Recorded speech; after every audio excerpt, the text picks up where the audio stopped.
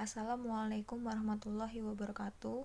Saya Aufana Doktaviansyah, NIM 19602244062, Prodi PKUD 2019, Universitas Negeri Yogyakarta, yang akan membahas dengan judul Inovasiku untuk Pendidikan Indonesia.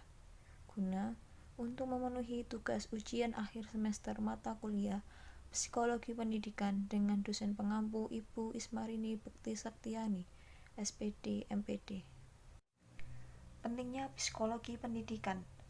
Psikologi pendidikan penting bagi calon pendidik untuk mengetahui dan memahami karakteristik anak, sehingga dapat membantu calon pendidik atau guru untuk mencari solusi bagi permasalahan anak sesuai dengan kebutuhannya. Selain itu, dengan memahami psikologi pendidikan, calon pendidik dapat lebih dekat dengan anak untuk memberikan bimbingan dan pengajaran, menjalin keterikatan sosial dengan anak, dan membangun suasana belajar yang lebih menyenangkan. Selanjutnya, pertumbuhan dan perkembangan anak. Pertumbuhan adalah proses aktif berkesinambungan yang berhubungan dengan bertambahnya ukuran kuantitatif badan anak seperti tinggi badan, berat badan, dan kekuatannya. Perkembangan adalah perubahan yang bersifat kuantitatif berkaitan dengan fungsi-fungsi psikis atau kejiwaan. Tahap-tahapnya meliputi kemampuan motorik, perkembangan fisik, dan perkembangan mental.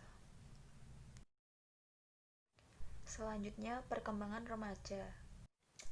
Perkembangan merupakan perubahan yang berlaku kepada individu bermula dari peringkat percambahan hingga ke akhir hayat.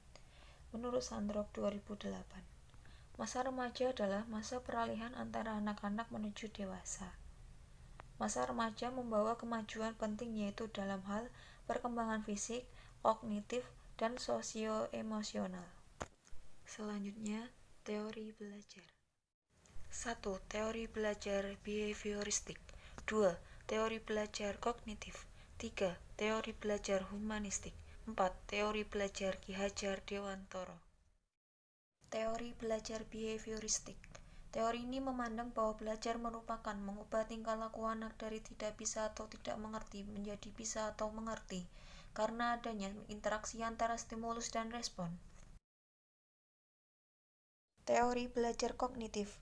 Belajar merupakan proses internal yang mencakup ingatan, pengolahan informasi, emosi, dan aspek kejiwaan lainnya. Teori belajar humanistik. Belajar merupakan menggali kemampuan diri sendiri dan menerapkannya pada lingkungan. Pada jenis ini perlu motivasi baik dari diri sendiri maupun guru. Teori belajar Ki Hajar Dewantoro. Belajar dengan 3 prinsip among. 1. Ingarso sing tulodo. Berarti guru sebagai pemimpin atau pendidik berdiri di depan dan harus mampu memberi teladan kepada anak didiknya. 2. Ingmadyo mangun karso, yakni berarti bahwa seorang pemimpin ketika berada di tengah harus mampu membangkitkan semangat dan berkreasi pada anak didik. 3. Tuturi hendayani, yang berarti bahwa seorang pemimpin berada di belakang mengikuti dan mengarahkannya anak didik agar berani berjalan di depan dan bertanggung jawab. Selanjutnya, lingkungan belajar. Lingkungan belajar adalah tempat berlangsungnya kegiatan belajar yang mendapatkan pengaruh dari luar terhadap keberlangsungan kegiatan tersebut. 1. Fisik, meliputi sarana prasarana kelas, pencahayaan, pengudaraan, pewarnaan alat atau media, dan lain-lain. 2. Sosial, interaksi dalam proses belajar meliputi orang tua, keluarga, masyarakat, tetangga, teman, dan lain-lain. 3. Non-sosial, meliputi gedung sekolah dan letaknya, ruang tempat tinggal siswa, alat-alat belajar, keadaan belajar, dan waktu belajar siswa, dan media massa atau terutama TV. Selanjutnya, evaluasi belajar. Evaluasi belajar adalah proses mendapatkan informasi secara menyeluruh dan berkesinambungan tentang proses serta hasil kegiatan yang dilakukan seseorang sebagai bahan atau penentuan. Selanjutnya, diagnosis kesulitan belajar.